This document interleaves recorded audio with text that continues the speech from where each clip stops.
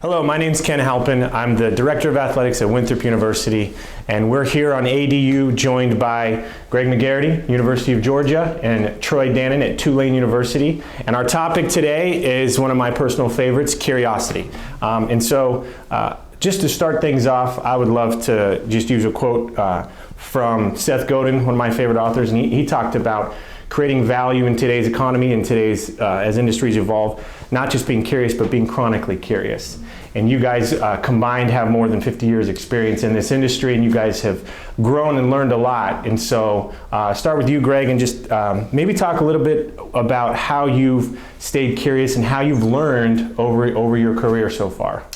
Well, I think back to a situation back in 1992 when I first started at the University of Florida working with Jeremy Foley, and I was really curious about being involved in a project that I sort of entered halfway through.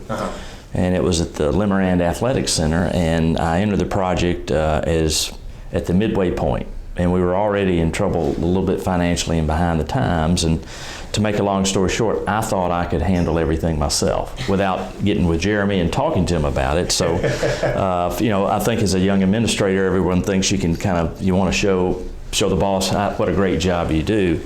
It ended up we were 6 months late and $500,000 underwater. So I told Jeremy that, and he said, "When did you know about that?" And I said, "Well, probably about 6 months ago." And he said, "Why didn't you tell me then?"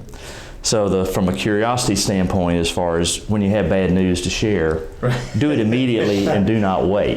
But it sort of has led to certain lessons that I've learned to pass on to our staff and everything to learn from that. So whether it's a project or anything else, just share the bad news at that appropriate time. I think that's a Ben Horowitz quote: "If you're going to eat crap, don't nibble. Just go right in."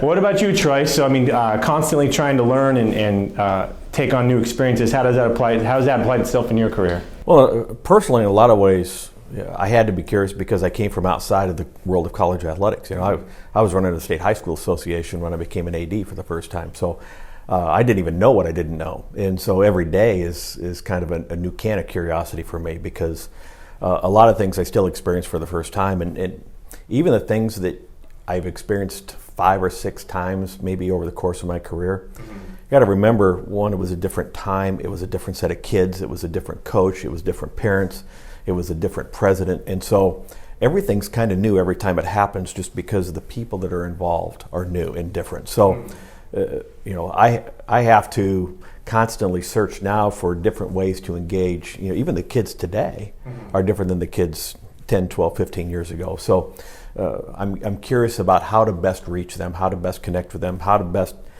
get the input from them that we need to run the department correctly, because it's different today, and so every day is, like I say, a can of curiosity is a term we use in our office. Yeah, I think you could probably make the case that more has changed in our industry in the last 10 years than in the 50 combined prior to that. In the world of quotes and cliches, I know people like to remind you that curiosity killed the cat. So share with me if you have any examples about where you maybe were trying to explore something new and your experience may have in the moment been perceived as negative, and something that you learned from essentially by trying to explore a new idea, and if there was any redeeming outcome that was associated with it. Well, I remember one year of our staff, and led by me, we had the idea of moving our band at the football games into the end zone, hoping that all the stadium would hear the band instead of just one side of the stadium. Well, that lasted for about 1 year. So, but I think the lesson there was we tried something new. It didn't quite work like we thought it would, but no one lost their life. And things got back to normal the next year. But we're all about trying new ideas and really, as an athletic director, listening to staff that come up with these ideas. And you never know, one of them may stick, and it may be the decision of the year. Yeah, it's a good point as far as the message that it sends to people you work with about whether or not it's appropriate to dream outside the box. So, Troy, I'm sure you got stories as well in that category. Well, it's trying to balance the time-honored tradition, particularly a place that in some ways you don't own. You walk in and you're the steward of someone else's history. As you try to make changes there, not infringe upon that history. And I've had that, New Orleans and Tulane, is steeped in history and tradition. And so coming in there and trying to make a lot of, and we have tried to make a lot of changes because all that history and tradition, maybe for the last couple of decades, we weren't having a lot of success. So you try to make those changes and without going into each and every one of them, almost every one of them offends someone who's been around for 25 years. And so trying to, one, make people understand why we're doing something different, why, as many people as we can engage in some of these decisions to create vast ownership. There's some places you can come in and unilaterally make a decision and that it shall be done. But at a place like New Orleans, at a place like our institution, we've had to engage so many more people to get some things that are pretty simple done because of those traditions. Yeah. So, and I was thinking about change as far as like inherently, if you're going to look at taking something and doing it a different way, there's almost an insinuation that you disagree with the current way that's being done. And so getting people on board with that is often a challenge that we experience. So that brings in, how do you explore the universe of curiosity and change creation with others? Because it's often said, it's one thing to want someone to do something different, but you often want them to want to do it differently, to get them to buy in. So in the world of trying to create continued growth and curiosity in your people, how would you characterize the way that you guys have approached getting your people engaged with understanding the importance of being curious and exploring more what we can do differently in pursuit of a sustainable future? Well, we'll have periodic meetings, not once a week, but maybe once every other week with our senior staff. And I think if we empower individuals to be curious, and if we have that own attitude ourselves, and that's the culture in your department, things will grow. But I really think it's important to listen, to have a staff that's not stuck in the status quo. I mean, I agree, there are a lot of things, anytime you change anything, whether it's seating or parking or prices or things of that nature, it's not done alone. There are a lot of decisions that are made as a group, and I would say every decision is made as a group. At the end of the day, you have to make the decision sitting in the chair, but at least all the stakeholders believe that, well, at least I had a say-so in what was decided. It might not have gone the way I had maybe planned it to go, but I'm all on board now. But I think you've got to engage your staff.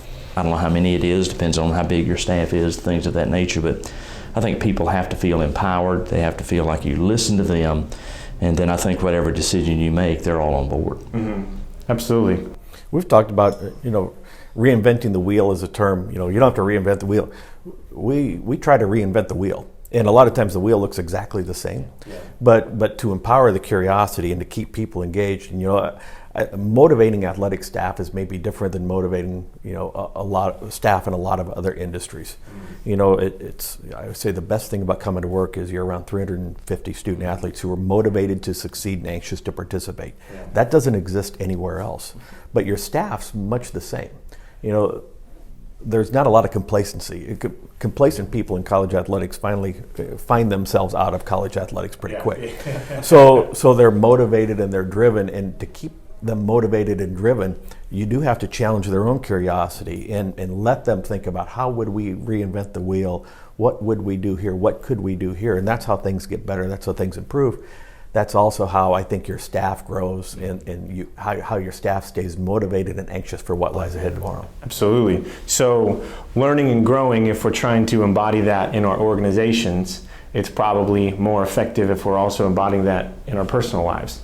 And one of my favorite things to learn about anybody is how they focus on being a lifelong learner themselves, as far as who they study in the industry, what they read, and how they challenge themselves to think differently. So I would love to hear from both of you guys about how you've approached personal learning and personal growth over your career so far.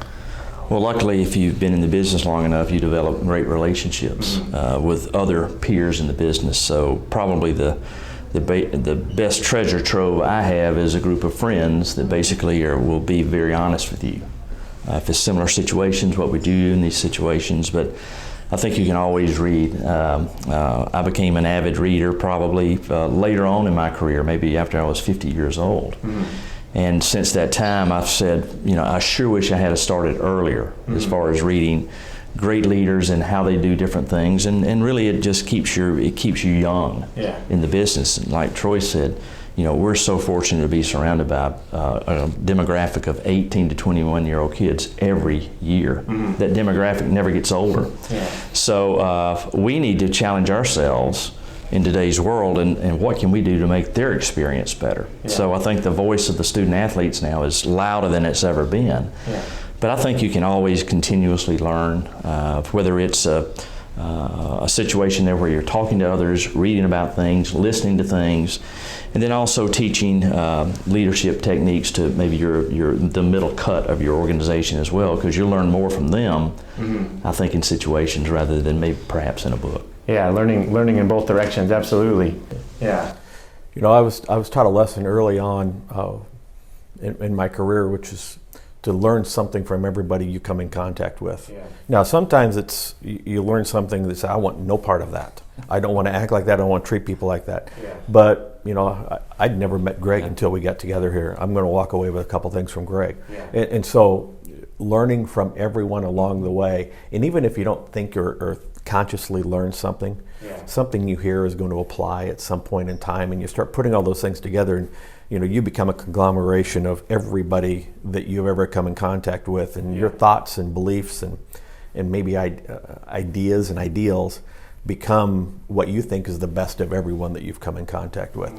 I always tell my staff too, I don't listen to the radio. A lot of people have things on their iPod, and I don't listen to music, period, because when I'm in the car, my windshield time is how do I think about decisions that may happen or things that I may have to do, and it's my own time to reconcile all those things that are going on and prepare myself for what lies ahead. So I'm not a good reader, and every time my reading is limited to vacations, and those don't come along very often. So to Greg's point, I said, if nothing else, I walk away.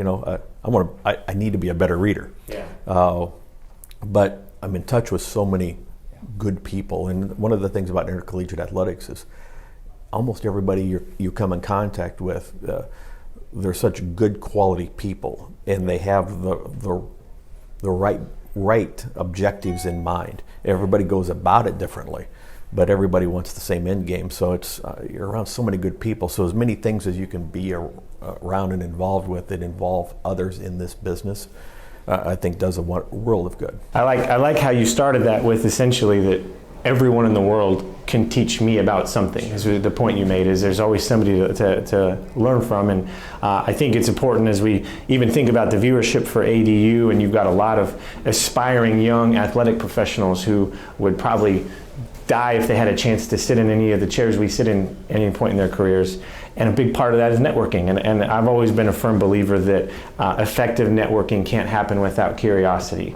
And the way I describe it is, you always hear the story about, well, I met a person who then connected me with another person that led to an outcome. And when described in a linear fashion, it seems almost like a coincidence.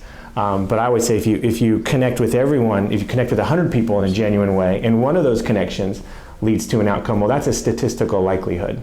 And so I would love to hear about, you guys have spectacular networks, and we're here in Orlando at the convention, where it's probably, even on the way to this room today, you got stopped 15 times by people that you've come along the way with. Above and beyond the people you've worked with, how have you approached keeping your network alive, keeping it vibrant, giving it life? And how has it sort of evolved from back when you first got your start and you were just trying to put your head down and get your job done, to getting to the point where now you probably could text one of 1,000 people to explore an idea or connect somebody that you're trying to help? Well, I think it's just staying in touch.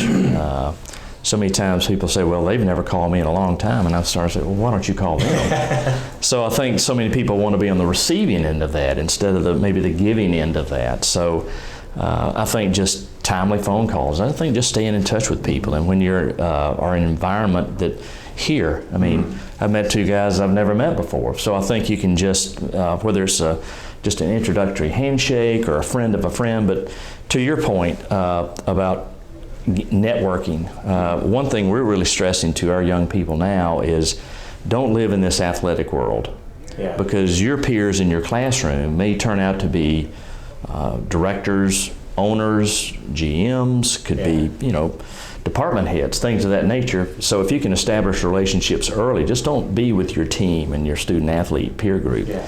Expand out. And I think it's the same thing with our role. I mean, we interact a lot with university administration, and you never know during that process who they know. Yeah. And so if you're up for another position or you've got a chance to advance in the profession, there's always a link back to that institution, and you just never know who others will know. Right. So it just gets back to, be kind to everyone, be respectful, and then follow up on conversations or first meetings, things of that nature. Yeah, absolutely. To that point, just last night I sat down for dinner. The commissioner of my former league when I was at Northern Iowa is sitting next to me with a man, and a couple minutes later they come over, and the man is the president of Bradley University, and he says, "Hey, I was faculty athletics rep at Tulane for 22 years.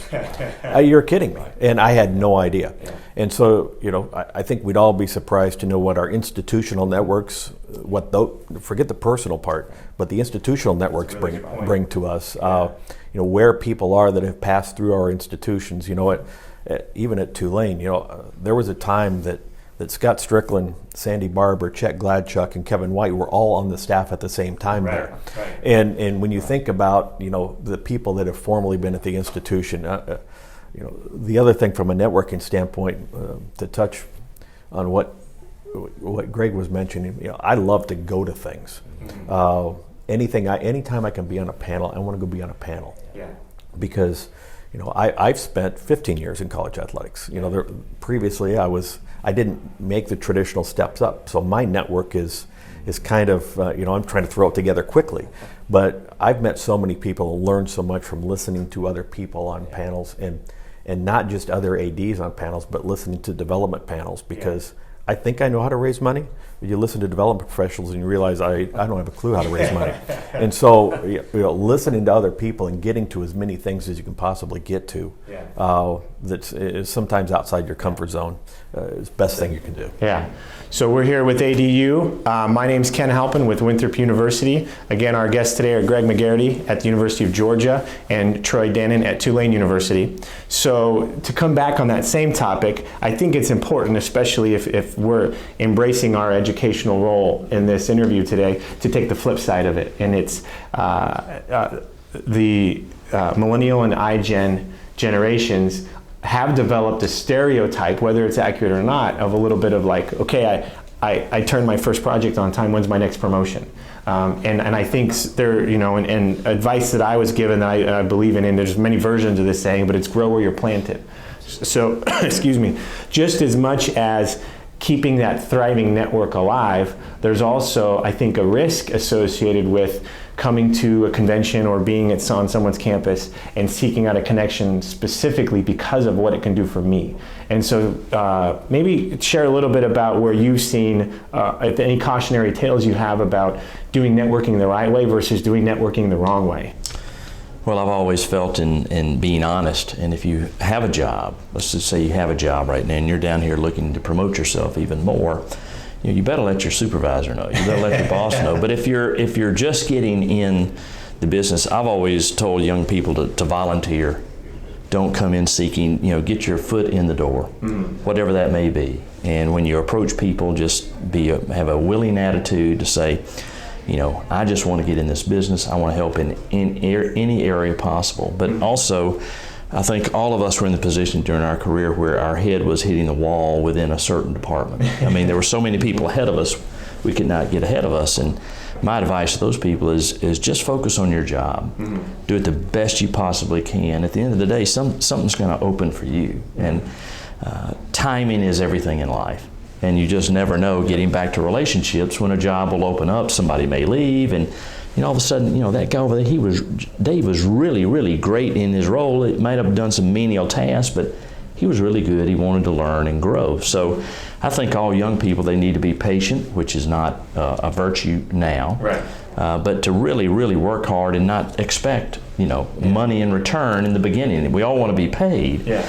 But we've all been in those roles to where we've worked for pennies just to do something we love, and that in my case was college athletics at a very early age. Yeah, absolutely. Back when I was a student at Northern Iowa, Bob Bowlesby was our athletic director, and I worked in his office for 4 years.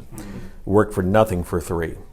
And today he's still my mentor, and he's my greatest personal champion that I could possibly have. But it goes back to spending all those hours working for nothing.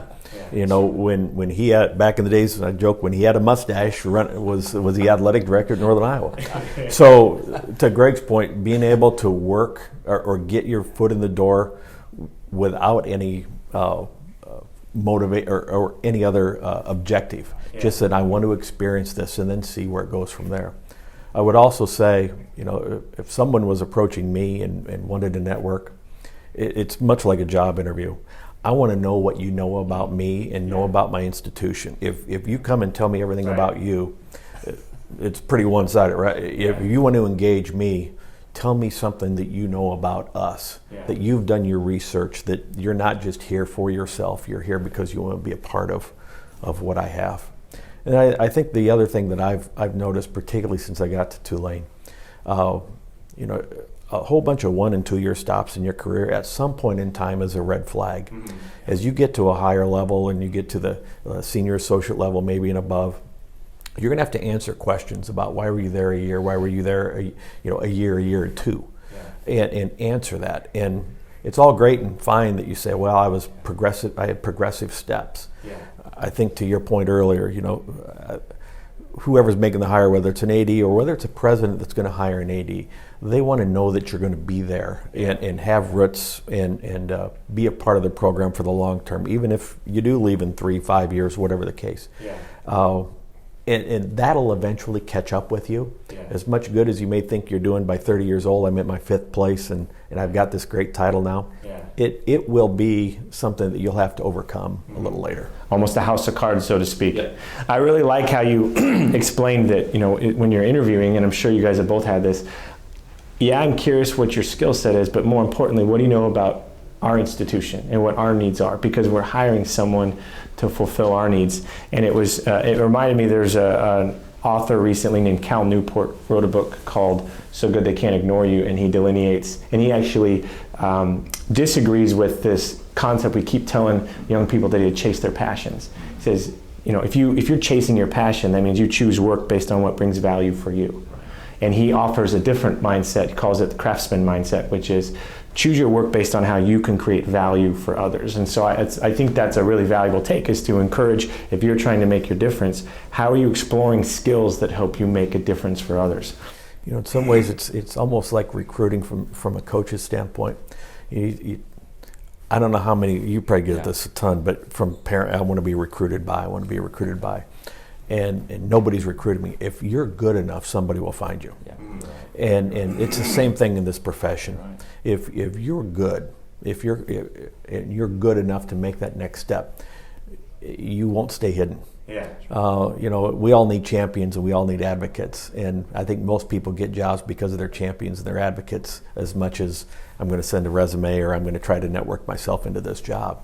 And so there's so many other things that play that, you know, when you talk, you know, back to the central theme of curiosity, it's you know, instead of being so focused on the career path, it's understanding what's out there and trying to figure out what else can I do. And the young person has to have the curiosity and the motivation that I want to see what Tulane's about, or I want to see what Georgia's about, and if I know enough about what they're about, then here's how I can connect with you. Here's what I can bring to you, rather than here I am, come get me. And like you said, if you're good enough, you'll get found. But also, I think there's a growth mindset piece that if you're not getting found right now, you can get better.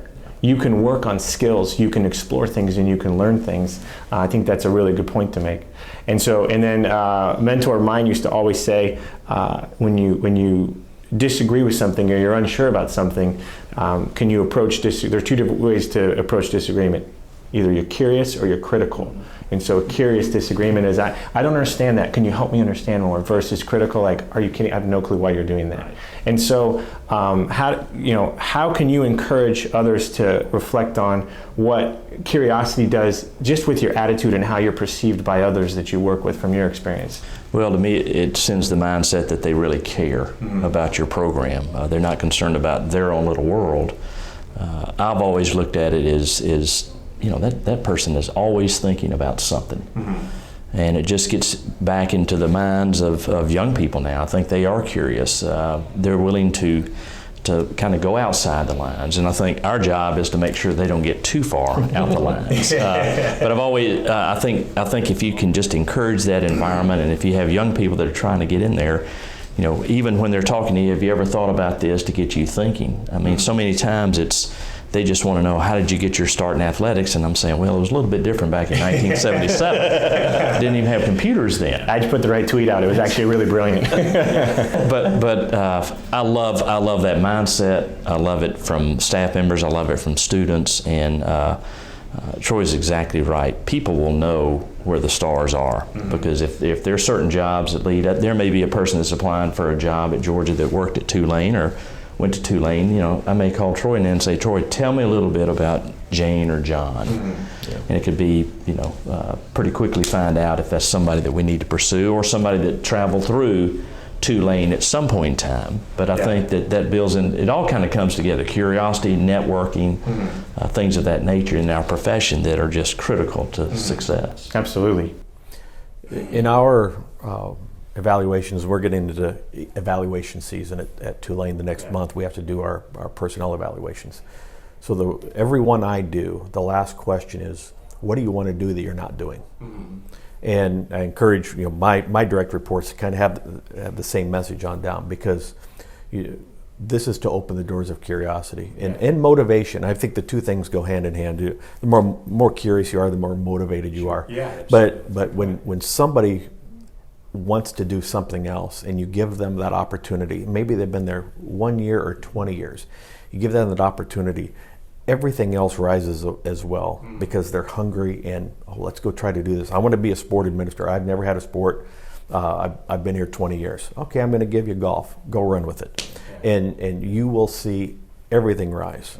And the message I've been trying to give inside of the department is, our programs will rest on the height of the worst performing area inside of our department. And whether it's development or compliance or marketing, it's not just about the coach and the kids we've got. It is about how we're supporting the program. And so to get everybody to raise their level, to encourage the curiosity, and my CFO is going to be better because I'm going to give him a sport to manage, and he'll be a better CFO because of it. If that's how we can rise the bottom inside of our department, it'll benefit the whole. So that's kind of been our philosophy. Absolutely. And I had actually, until this, never really tied it with curiosity, but that's exactly what it is. Yeah, absolutely. Well, gentlemen, this has been spectacular. This has been a ton of fun. So thank you so much for everything that you've shared today. Again, my name's Ken Halpin here with Greg McGarity and Troy Dannen. We're on ADU. We've been covering curiosity, so thanks for joining us today.